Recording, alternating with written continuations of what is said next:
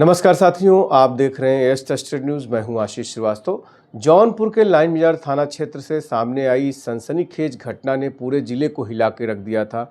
निर्माणाधीन मकान में सो रहे युवक का पैर का पंजा कटा मिला। 2 अज्ञात पर हत्या के प्रयास का मुकदमा दर्ज हुआ, लेकिन अब पुलिस जांच में जो सच्चाई सामने आई है वो हर किसी को चौंका देने वाली है। यह मामला लाइन बाजार थाना क्षेत्र के खलीलपुर गांव का है। 24 वर्षीय सूरज भास्कर, जो कि डी फार्मा कर चुका है, रात में अपने निर्माणाधीन मकान में अकेले सो रहा था। सुबह जब वह उठा तो उसके पैर के पंजा कटा हुआ था। हालत गंभीर होने पर परिजन उसे जिला अस्पताल लेकर पहुंचे। घटना के बाद युवक ने दावा किया कि रात में 2 अज्ञात लोग आए थे और मारपीट कर उसे बेहोश कर दिए। हत्या के प्रयास का मुकदमा दर्ज कर पुलिस जब कार्रवाई शुरू करती है, लेकिन इस मामले में जैसे जैसे पुलिस ने मामले की परतें खोली, कहानी पूरी तरह से बदल गई।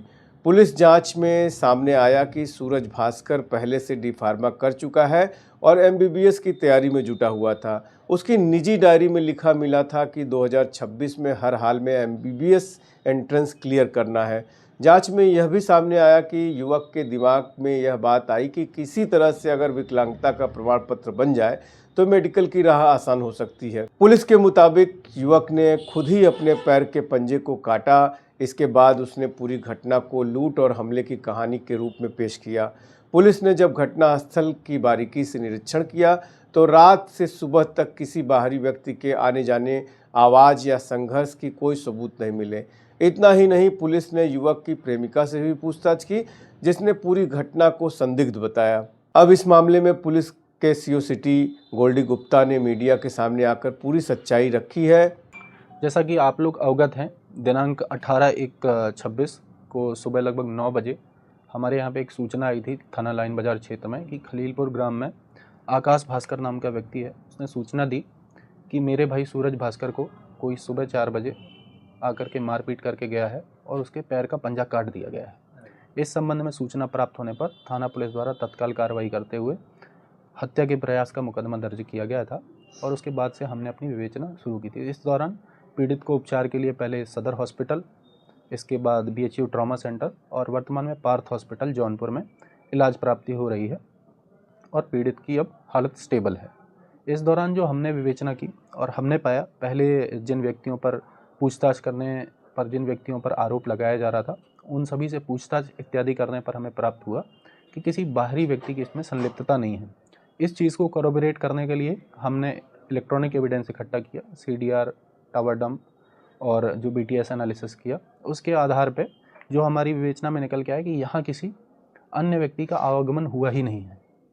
और जिस तरह से सूचना बताई गई थी कि सुबह 5 बजे पीड़ित ने अपने घर में फ़ोन किया कि कोई लोग मुझे मार करके चले गए हैं, और तब उसकी सूचना पे घर वाले वहाँ पर पहुँचे हैं और पीड़ित द्वारा बताया गया था कि ये रात में 12 बजे घटना हुई है। इससे 12 बजे से और सुबह 5 बजे तक के समय में हम लोग ये कोरोबोरेट नहीं कर पा रहे थे कि यदि व्यक्ति 12 बजे से और 5 बजे तक पैर कटा हुआ पड़ा रहेगा तो उस दौरान ब्लड लॉस की वजह से अनकॉन्शियस भी हो सकता है, इत्यादि अनेक तरह की संभावनाएं थी जो हम लोग एक्सप्लोर कर रहे थे। और चूँकि इलेक्ट्रॉनिक जो एविडेंस है वो यह सजेस्ट कर रहा था कि किसी भी तरह के बाहरी व्यक्ति की संलिप्तता नहीं है। इसके दौरान जो हमारी विवेचना हमने इस ओर ढूंढी, आसपास खेतों को ढूंढा गया तो कुछ एनास्थीसिया वाले इंजेक्शंस, सिरिंजेस इत्यादि का मिलना हुआ, जिससे हमारे विवेचना में और इजाफा हुआ।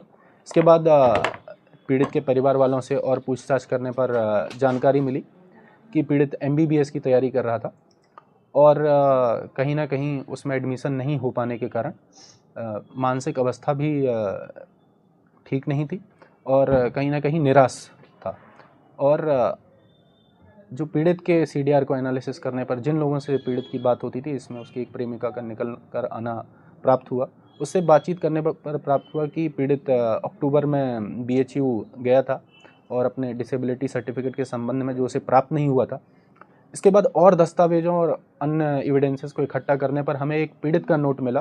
पीड़ित अपनी डायरी में लिखता रहता था, जिसमें उसने एम्प्यूटेशन के बारे में लिखा है कि मैं 2026 में एमबीबीएस की सीट प्राप्त करके रहूँगा डिफरेंट मीन्स से, और इसमें एम्प्यूटेशन का भी जिक्र है जिस तरह की चीज़ सामने आई है। तो अभी तक की तमाम विवेचना में आप लोगों को अवगत कराना है कि किसी भी बाहरी व्यक्ति की संलिप्तता इसमें नहीं पाई गई है। हमारी विवेचना में मुख्य रूप से यही निकल करके आ रहा है कि पीड़ित द्वारा स्वयं इस घटना को अंजाम दिया गया है। यह उसके द्वारा लिखे गए नोट, प्राप्त जो साक्ष्य हैं उनसे कोरोबरेट भी हो रहा है। चूँकि पीड़ित अभी हॉस्पिटल में है और स्वास्थ्य लाभ ले रहा है, तो उनको ठीक से इंटरोगेट और पूछताछ करने का हमें मौका नहीं मिला है। इसमें विवेचना प्रचलन में है, अन्य साक्ष्यों का संकलन किया जा रहा है, कटे हुए पैर को भी ढूंढने का प्रयास किया जा रहा है।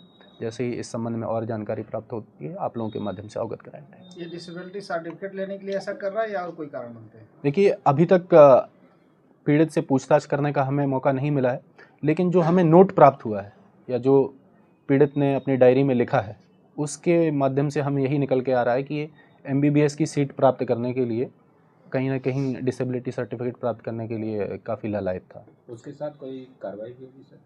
देखिए, अभी एक बार विवेचना में हम समस्त साक्ष्यों का संकलन करेंगे। इसके बाद अभियोजन अभिमत के बाद ही पीड़ित पर कार्रवाई के स्तर के बारे में सोचेंगे।